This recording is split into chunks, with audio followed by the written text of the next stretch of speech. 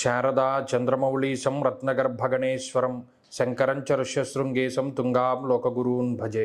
శృంగేరి శారదాపీఠ ఉభయ జగద్గురువుల యొక్క పాదపద్మాలకి నమస్కారం చేసుకుంటూ జ్యోతిష్ శాస్త్రాన్ని భావితరాల వారికి ప్రసాదించిన ఋషుల యొక్క పాదపద్మాలకి, అలాగే నాకు జ్యోతిష విద్యను నేర్పిన గురువర్యులు జ్యోతిష బ్రహ్మ కీర్తిశేషులు శ్రీ ఏరంకి సూర్యనారాయణమూర్తి గారు సూర్యశ్రీ దైవజ్ఞ గారి యొక్క పాదపద్మాలకి నమస్కారం చేసుకుంటూ ఓం శ్రీ మహాగణాధిపతి నమః, శ్రీ గురుభ్యో నమః, హరి ఓం. వీక్షకులందరికీ నమస్కారం. సెప్టెంబర్ మాసమందు ద్వాదశ రాసుల వారికి ఏ విధమైనటువంటి శుభాశుభ ఫలితాలు కలగబోతూ ఉన్నాయి. ప్రత్యేకించి మీ రాశి వారికి నవగ్రహముల తాలూకు సంచారం వల్ల సంభవించేటువంటి శుభాశుభ ఫలితములు, అలాగే ఆ గ్రహముల యొక్క స్థానములు, ఆ స్థానస్థిత గ్రహముల తాలూకు ఫలితాలని పూర్తి శాస్త్రబద్ధమైనటువంటి ప్రమాణంతో గోచార దర్శని వంటి ఉత్కృష్టమైనటువంటి గ్రంథం ఆధారంగా సప్రమాణంగా తెలియజేసేటువంటి ప్రయత్నం చేస్తాను. చాలా క్లుప్తంగా ఈ కార్యక్రమాన్ని మనం చూద్దాం. అయితే ఈ సెప్టెంబర్ మాసంలో ఉండేటువంటి గ్రహగతుల్ని ఒక్కసారి పరిశీలనం చేస్తే దీర్ఘ సంచార గ్రహములలో ఏ విధమైనటువంటి చెప్పుకోదగ్గ మార్పు లేదు గత మాసంతో పోల్చుకుంటే. అనగా శనేశ్వరుడు వక్రగతిలో మీనరాశి యందు సంచరిస్తూ ఉన్నారు. అలాగే రాహుకేతువులు కుంభరాశి సింహరాశులు యందు సంచరిస్తూ ఉన్నారు. అలాగే గురుగ్రహం కర్కాటక రాశి యందు తన యొక్క సంచారంలో ఉన్నారు. కాబట్టి దీర్ఘ సంచార గ్రహముల్లో మార్పులేమీ లేవు. ఇక మిగతా గ్రహముల యొక్క స్థితిగతులను చూస్తే రవిగ్రహం ఈ నెలలో 18వ తారీఖున కన్యా సంక్రమణాన్ని చేయబోతూ ఉన్నారు. అలాగే ఈ మాసంలోనే 19వ తారీఖున కుజుడు తన యొక్క సంచారాన్ని కర్కాటక రాశిలోనికి ప్రారంభం చేయబోతూ ఉన్నారు. అలాగే ఈ మాసం మొత్తం మీద బుధుడు తన యొక్క సంచారాన్ని కన్యారాశి యందు, శుక్రుడు తన యొక్క సంచారాన్ని తులారాశి యందు, అంటే రెండు గ్రహాలు కూడా తమ తమ స్వక్షేత్రములలో సంచారాన్ని ముందుకు తీసుకెళ్లబోతూ ఉన్నారు. ఈ రకమైనటువంటి వాతావరణం ఉన్నది. ఇటువంటి గ్రహస్థితిలో భాగంగా మీ రాశి వారికి ఏ విధమైనటువంటి ఫలితాలు కలగబోతూ ఉన్నాయో మనం ఇప్పుడు తెలుసుకుందాం. కన్యా రాశి వారికి సెప్టెంబర్లో ఉండేటువంటి గ్రహగతులను కొంత మనం గమనిస్తే ఈ మాసమందు 12వ స్థానమందు రవికేతువులు ఉన్నారు. లాభస్థానమున గురుడు, దశమంలో కుజుడితోటి ఈ మాసం ప్రారంభమవుతూ ఉండడం, జన్మరాశి స్థిత బుధుడు, 2వ స్థానస్థిత శుక్రుడు, అలాగే 6వ స్థానస్థిత రాహువు, 7వ శనేశ్వరుడు. ఇది ఈ మాసం ఈ విధంగా ప్రారంభమవుతుంది. అంటే ఇందులో యోగించేటువంటి గ్రహాల్లో ప్రధానంగా గురుణ్ణి, శుక్రుణ్ణి, రాహువుని మనం చూడవచ్చును. ఈ ముగ్గురు కూడా చక్కగా వారు మీకు అనుకూలతని ఇస్తూ ఉంటారు.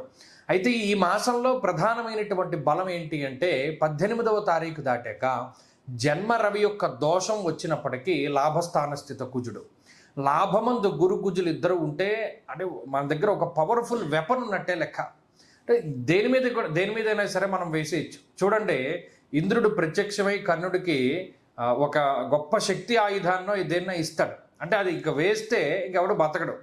అటువంటి గొప్ప ఆయుధం ఉన్నట్టు మన దగ్గర. ఎందుకు? గురుకుజులు కలిపి ఉండడం, వారు లాభస్థానంలో ఉండడం. ధైర్యం ఏకాదశగతే కుజే అర్ధంచ స్వకులాచార, ఇలా చెప్పుకుంటూ పోతే చాలా పవర్ఫుల్గా కుజుడు లాభస్థానం ముందు గురుడితోటి కలిపి ఫలితాన్ని ఇస్తారు.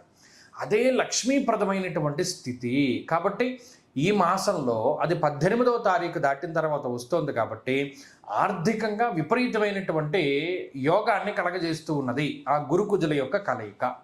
దీనికి తోడు 6వ స్థానమందు రాహువు, ధైర్య బుద్ధిర్ వీర్య బుద్ధిర్ రిపునాశం సదాశుభం అన్నారు. అంటే శత్రువుల యొక్క నాశనాన్ని రాహువు కలగజేస్తారు. శత్రువులపైన పూర్తి స్థాయిలో విజయానికి ఆయన కారకులవుతూ ఉంటారు. అలాగే ధైర్య బుద్ధిర్ వీర్య బుద్ధి అంటే దేన్నైనా సాధించగలిగేటువంటి శక్తి మనలో ఉంది అనేటువంటి ఓ రకమైనటువంటి సెల్ఫ్ మోటివేషన్ని రాహు ఇస్తూ ఉంటారు. కాబట్టి అటు లాభంలో ఉన్న కుజుడు మీకు ధైర్యాన్ని, 6లో ఉండేటువంటి రాహు ధైర్యాన్ని, లాభంలో ఉండేటువంటి గురువు ఒక మోరల్ సపోర్ట్ని వారు ఇస్తూ ఉన్నప్పుడు ఇక మనం ఆగవలసినటువంటి పరిస్థితి ఏముంది? నిజంగా మన దగ్గర ఇప్పుడు చూడండి, మనం ఏదో ఒక పడవ వేసుకుని సముద్రంలోకి వెళ్ళాం. మన చేతిలో ఉండేటువంటి తెడ్డులు అంటే ఇలా ఇలా అనుకుంటూ వెళ్తామా, అవి కింద పడిపోయాయి, ఏమీ లేదు, నడి సముద్రంలో ఉన్నాం అనుకోండి. కానీ మన దగ్గర తెరచాప ఉండి ఆ తెరచాప మనం ఎటువైపు వెళ్ళాలో దానికి ఆపోజిట్ సైడ్లో భయంకరమైన గాలి వీస్తూ ఉంటే మన అసలు శక్తి మనం ఉపయోగించకుండానే ఆ గాలితోటి మనం వెళ్ళిపోతాం. అలాగా నిజంగా రవి జన్మరాశిలో ఉన్న లాభస్థానం ముందు కుజగురులు, షష్టమందు రాహు ఉన్నప్పుడు ఏమవుతుంది అంటే ఫోర్స్ఫుల్గా మనం ఏదైతే మనకి మంచిదో అటువైపు మనం నెట్టబడుతూ ఉంటాం. అంత ఫోర్స్ఫుల్గా నెట్టబడుతూ ఉంటాం. ఇది మంచిది, ఇది నువ్వు చెయ్యి, ఇది నువ్వు చెయ్యి, లేకపోతే ఇది నీకు మంచి జరిగే ప్రాంతం, అక్కడికి నువ్వు వెళ్ళు, లేదా మిమ్మల్ని తీసుకెళ్ళి అక్కడ కూర్చోబెడుతుంది ఆ గ్రహస్థితి. అంత మోరల్ సపోర్ట్ని ఇస్తూ ఉంటుంది. కాబట్టి ఈ మాసంలో ఇదే గొప్ప విషయము.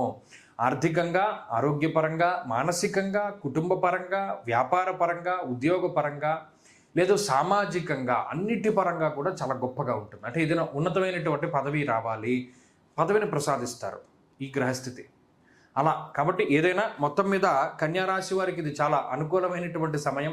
సరే, ఇందులో చెడు ఉన్నాయి, రవి శనేశ్వరుల యొక్క సమసప్తక స్థితి ఉన్నది. దానివల్ల స్కిన్ ప్రాబ్లమ్స్ దగ్గర నుండి ఎముకలకి సంబంధించినటువంటి సమస్యల వరకు ఏదో ఒక ఆరోగ్యపరమైనటువంటి సమస్య వచ్చినప్పటికీ కూడా దాన్ని అధిగమించగలుగుతారు.